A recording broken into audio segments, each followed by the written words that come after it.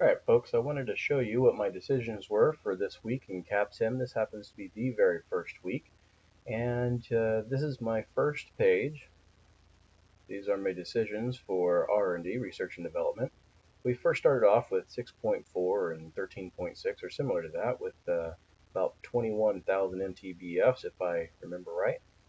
And I wanted to make a change in there. I know that that's going to change the date, change the age. However, I know that next round I want to be able to be close to that sweet spot and let it age for a little bit. So I have an Excel spreadsheet that I've created with the drifting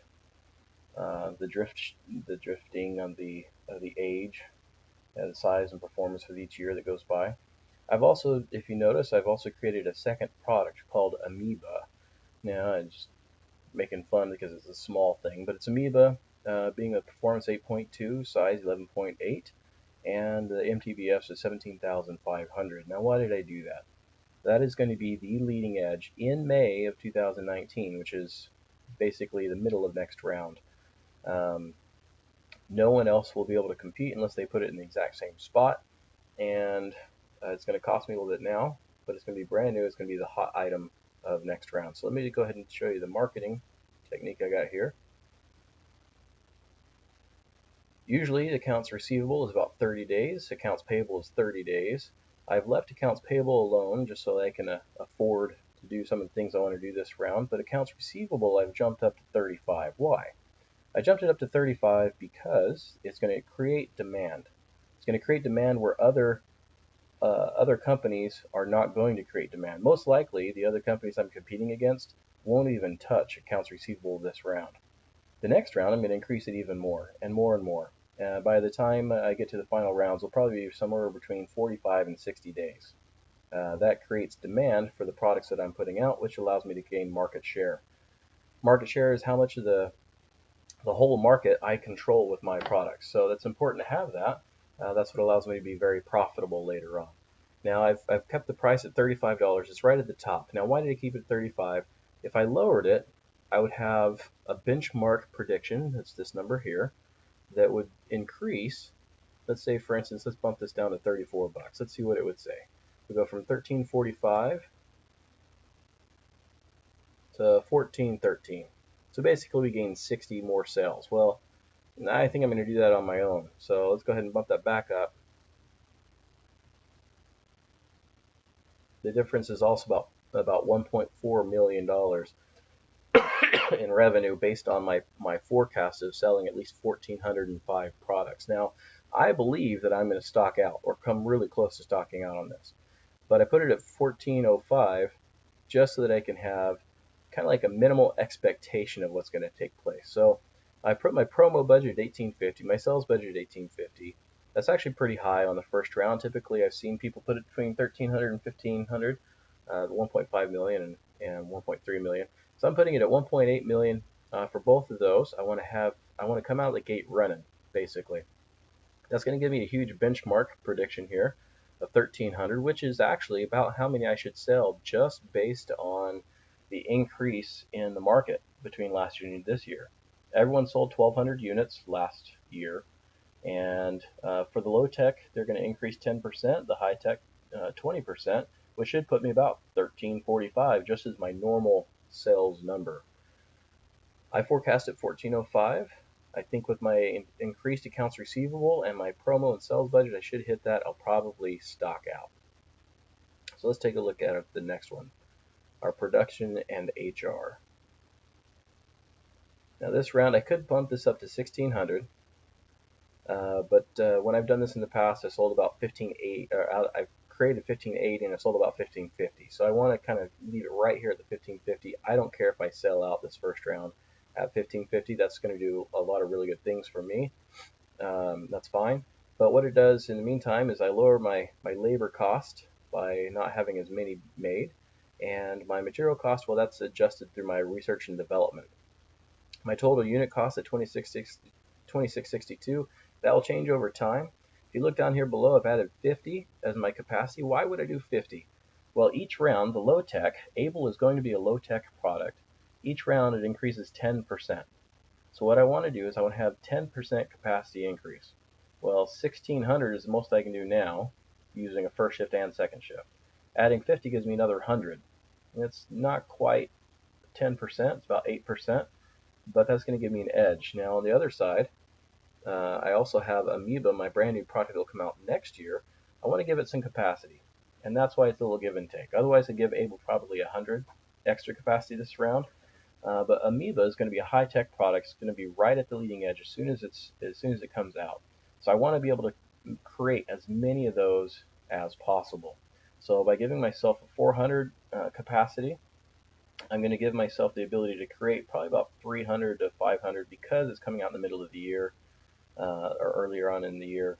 I won't be able to do the full 800. I might be able to do 600 or so, but I imagine I'll be able to sell out of those as long as I price it right.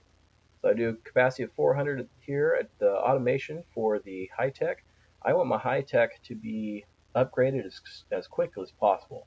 So lowering your automation rating allows it to change quickly. Later on in the game, when I invest in quick turnarounds, I might adjust my new automation rating up on my high tech products because it's going to be counterbalanced by my research and development in my TQM, as you'll find out later on.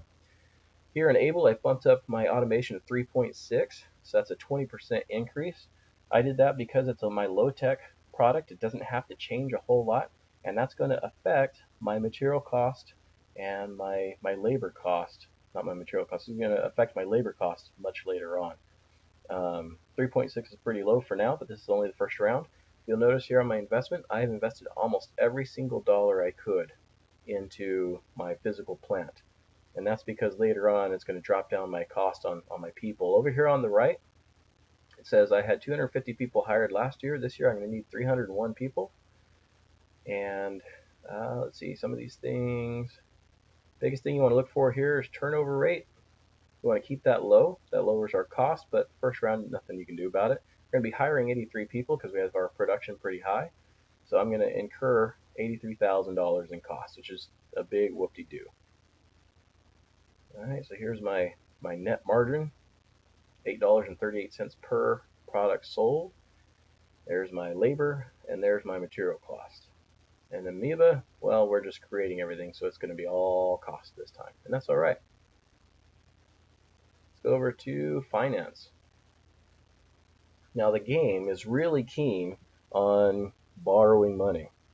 Here you've noticed that I've got 223,000 is how much I should have in my bank account should I sell only 1,405 products. Like I said, that's my minimum that I wanted. Now I do not issue stock. A lot of people do issue stock to give them some money. You can issue up to $4 million worth of stock. I find that lowers your stock value because now there's more of them available, supply and demand, really. And later on, I'm going to want to retire my stock when I have a lot of money coming in. So I don't borrow that. Here for the current debt, I don't typically borrow that either, but I knew that if I didn't borrow it, let's show you what would happen. That bounces it down to, now I'm losing $722,000. So I'm going to give myself a little cushion of $1 million there. That puts me in the black, 223,000. I will have to repay that in the next round, so it kind of sucks to borrow that. Here in long-term debt, I'm borrowing $2.48 million, which is the max I'm allowed to borrow. Now notice the interest rate here is less than the interest rate there, or is more than the one that's here. That's no big deal. This one I can pay over 9 rounds, which is, this game's only 8 rounds. Once again, you have my accounts receivable 35, my accounts payable 30. Now, let me show you the impact this has. The accounts receivable, I'm going to bump that down to 30, and you're going to see my profit here jump. There you go, jumped $500,000. Now for me, I would rather have the extra demand than that $500,000. That extra demand is going to pull me in probably an extra $3 million in parts that are sold over the 1,405 that I've projected. Now every time you make a decision in here, you want to go in and take a look at this balanced scorecard. Here we go. So my stock price, it's projecting to be in a decent area, between the 1 and 18 bucks, which is fine. This first round. Profits, it's going to be pretty low. Leverage, I'm borrowing a bunch of money, so they're really happy with me. My contribution margin is how much it costs for my product. Here you go, compared to how much I'm making on it. So it's the price minus labor minus material minus inventory carry divided by the price. Now, this is going to be higher because I'm going to be selling probably all 1550 of my parts, or 1500 of my parts anyway. My plant utilization, that will increase in future rounds. Right now it's at 100%, so I don't really get any gain out of that. As I train my people in later rounds, that will increase. Days of working capital, that's how many days I have to use the money that I've got on hand to go along. Stock out costs, well, right now I haven't stocked out. They don't think I'm going to stock out, so they're giving me 5 points for it. They're saying I'm not going to be carrying a whole lot of inventory, so they're giving me 4 points out of the 5. Anyway, you can see all these different numbers. In the end, they think my score is going to be 48.9 based on the numbers that I've entered in. That's a little over half of the possible points that are available to me. It'd be practically impossible, as far as I know, to get that 82 in that first round. You'd probably have to do a lot of moving stuff around to get it to work. Now, if I were to go in and change what I actually think I will sell, this bumps up to about 52 points out of the 82. So I should do pretty well. Here down at the bottom, this is the recapitulation interim results. So this tells me how many points I'm going to have as it builds up. Market cap at the end, I'm going to do pretty decent, between 1 and 30%. My sales are going to be low, and that's going to happen over round after round. My operating profit, well, that's going to be determined by how much I make this round. So it's 0 right now. How much the customers really like me, based on how I set my product and the price and whatnot. And my sales per employee, my assets per employee, and profits per employee. Later on, I'll be able to lower how many employees I have by increasing my automation and hiring really good people. So there you go. That's my first round, folks. And later on, I'll show you what my second round is in another video. If you have any questions, feel free to ask below. I've played this game now a couple times through the practice rounds, and so far I have ended up the last round. I ended up in the top 99 percentile for 3 weeks in a row, and I suspect we're going to hit that pretty quick with this. So, wish me luck. There you go.